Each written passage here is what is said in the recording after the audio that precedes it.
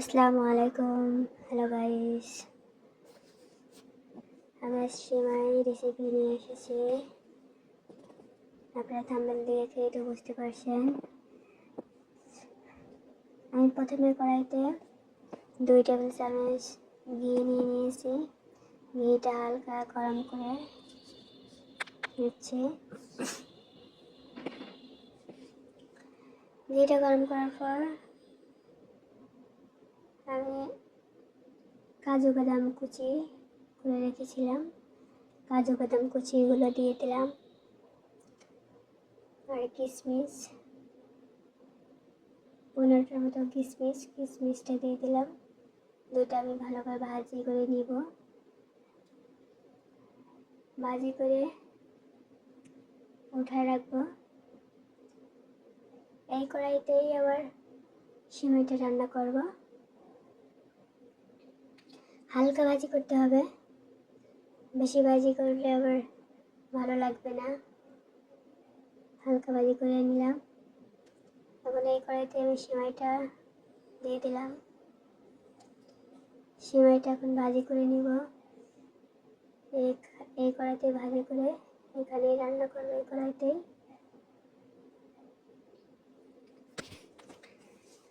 এপাশ ওপাশ করে ভাজি করে নিচ্ছি। অনবরত নাড়তে হবে, না নাড়লে আবার পুড়ে যেতে পারে, আর সিমাইটা পুড়ে গেলে কিন্তু ভালো লাগবে না।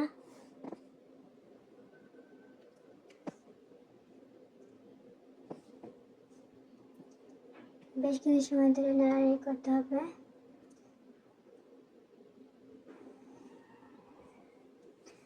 যখন লাল লাল হয়ে যাবে তখন আমি অন্যান্য উপকরণগুলো দিব। দেখুন গাইস, আমার সিমাইটা ভাজি করা হয়ে গেছে। এখন আমি আগের থেকে নারকেল কুড়ায় রেখেছিলাম, নারকেল কুড়ানোটা দিয়ে দিলাম। আপনারা চাইলে এটা স্কিপও করতে পারেন, তবে জর্দা সিমাইয়ের জন্য নারকেলটা অনেক গুরুত্বপূর্ণ। নারকেলটা দিলে অনেক গুণ টেস্ট বেড়ে যায়। আমি এখানে হাফ কাপ পরিমাণ চিনি দিয়ে দিলাম। চিনিটা দিয়ে একটু নেড়ে নেব। এখন তরল দুধ দিয়ে দিলাম। দুধটা আমি আস্তে আস্তে দিব, একবারে দিব না। একবারে দিলে নরম হয়ে যাবে, যে কারণে অল্প একটু দিলাম। দিয়ে এখন নাড়ানাড়ি করে আবার একটু পরে আবার দিব। যাতে সময় কিন্তু অনবরত নাড়তে হবে, নাড়া বাদ দিলেই নিচ থেকে পুড়ে যেতে পারে, আর পুড়ে গেলে কিন্তু ভালো লাগে না। আমি 1 চিমটি লবণ দিলাম। আপনারা লবণটা চাইলে স্কিপও করতে পারেন, অনেকেই লবণ মিষ্টির সাথে লবণ খায় না। তবে জয়তার সময়টা 1 চিমটি লবণ দিলে অনেক গুণ টেস্ট বেড়ে যাবে।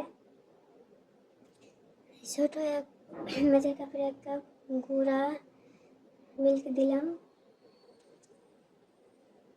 পাউডার মিল্কটা দিলে অনেক টেস্ট লাগবে, যে কারণে এটা দিলাম।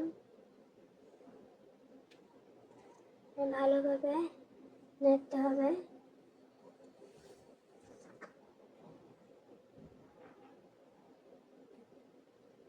তরল মিল্কটা আবার একটু দিলাম, দিয়ে আবার নাড়াচাড়া করবো।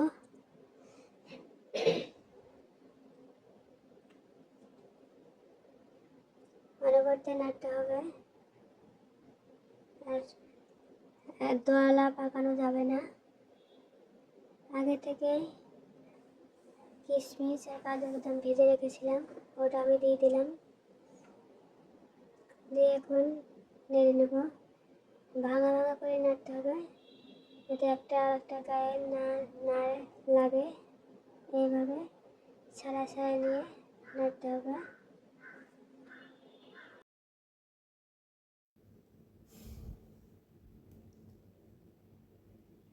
দেখা গেছে আমার অনবরত নেড়ে যাচ্ছে, কারণ এটা যত নাড়বেন তত ঝরঝরা হবে।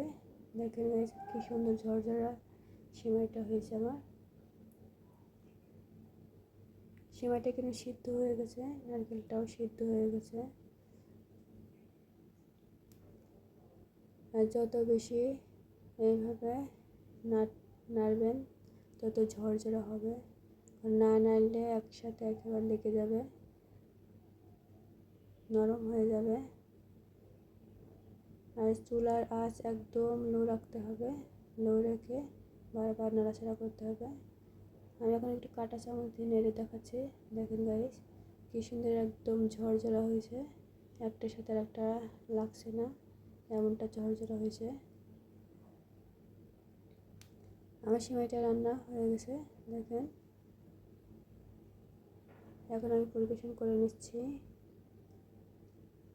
উপরে কয়েকটা কিশমিশ দিয়ে দিলাম, কাজু বাদাম কুচি করে রেখেছিলাম ওটা দিয়ে দিলাম। কি সুন্দর লোভনীয় লাগছে সেমাইটা। আপনারা চাইলে এইভাবে রান্না করে খেতে পারেন। আমার ভিডিওটা যদি আপনাদের ভালো লেগে থাকে প্লিজ রিকোয়েস্ট করবো সাবস্ক্রাইব করে দেওয়ার জন্য। আল্লাহ হাফেজ।